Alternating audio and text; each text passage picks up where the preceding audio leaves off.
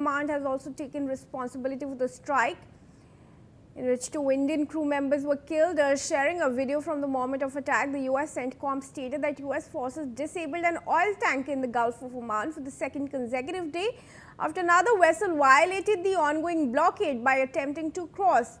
This comes just a day after 24 Indians were rescued from another tanker that was also attacked by the US Navy, raising fresh concerns over the safety of seafarers in the region and escalating maritime tension in the area.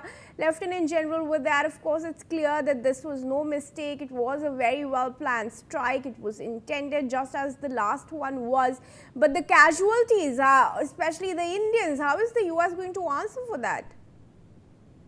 Extremely sad, because definitely it escalates the tension in the Strait of Hormuz, because in the entire war now, the Strait of Hormuz is the thing. It is the opening. The Strait of Hormuz must remain open. If it does not, then of course Asia, which imports 80% of its oil from the Strait of Hormuz, is badly being affected. And obviously the Indian sailors the world over. And it is very, very important for the US to ensure that it does not create more, their assertiveness do not create more enmity amongst the people on the, and more so, the rule of law must be followed. We understand, of course, that there is a fog of war. There may be a possibility, like what Mr. Kirori said, sometimes miscommunication do take place, but definitely this is not acceptable. Moment you communicate with the ship and you know it's an Indian sailor in command of the entire ship, when they can understand each other, both of them speak English, it is so much better not to indulge in this kind of a thing and to avoid it. And if there is a miscommunication, you give them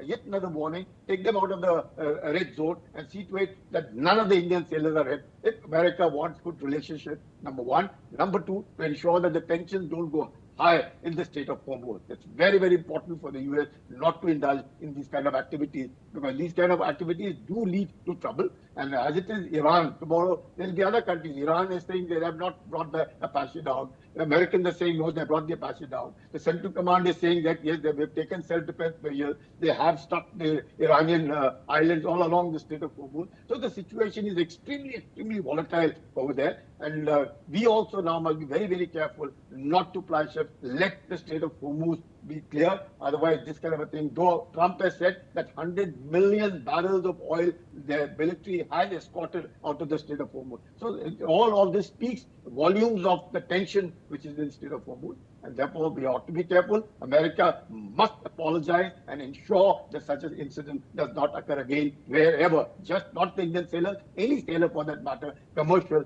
who are not affected by the war, and they must not escalate the maritime situation in the Strait of Hormuz. Right. In fact, we was now moving ahead in a strong statement shared on social media. Donald Trump has claimed the US effectively controls the Strait of Hormuz and not Iran. He said the US military has ensured safe passage for commercial shipping through the strategic waterway, calling the recent operations highly successful. And the remarks, of course, come amid heightened geopolitical tension in Gulf and renewed debate over control and security of this key global shipping route. Mr. Karori Singh, you were just speaking about how Iran has completely controlled the Strait of Hormuz and said that it has closed it, but here the US is also making same claims. Trump's statement that has come in. While these two countries keep their focus on blockading the strait, how badly is the world economy suffering? You see, Kriti, where the US has a blockade and Iran has a blockade, both are the separate parts. And Iran has established an authority that is the Persian Gulf State Authority, and that authority has issued a map. The main part is the Hormuz Strait and the some of the adjacent areas that is under the Iranian control.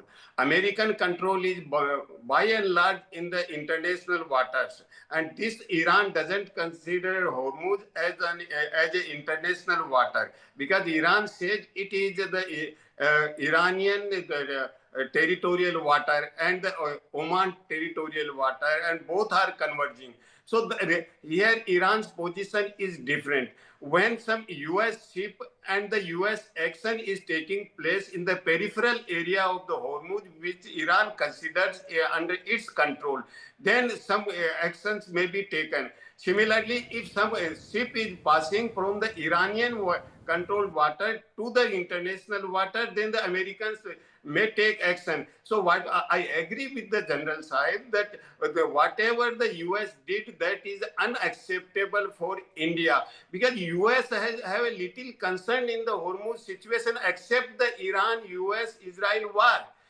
Because US oil is not passing through this state. Even the President Trump, during the first address to the nation during the war, he told zero oil passes, US oil passes through the Hormuz. We have no concern about it.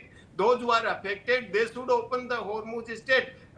That was the beginning. And thereafter, US became a main party in the Hormuz situation because of the war. So US interest is not being affected except the war situation. So US is not concerned about all these things, little concerned, I should say. Otherwise, the ships of different countries, particularly India, Japan, South Korea, China, these ships should be allowed to pass through. But Iran sometimes allows some of the ships, then the US detain them, and sometimes US also doesn't like any ship to pass. So both Iran and American situation, ships are becoming victim. The country, the greatest victim are either European countries or the Asian countries. So US is not much concerned about it. They are using it as an instrument in the war among Israel, US and Iran.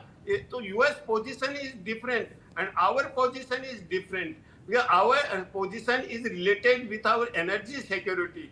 So our concerns are greater. Americans have no concern in this except the war situation. So we must be careful about that, and we must take some action, and not exactly action in the activist sense, but we must lodge a protest at the international level, even at the United Nations when Indian ships are being struck over. Right. Now, moving ahead, viewers, the IRGC has also claimed that it has completed phase 1 of its missile and drone offensive.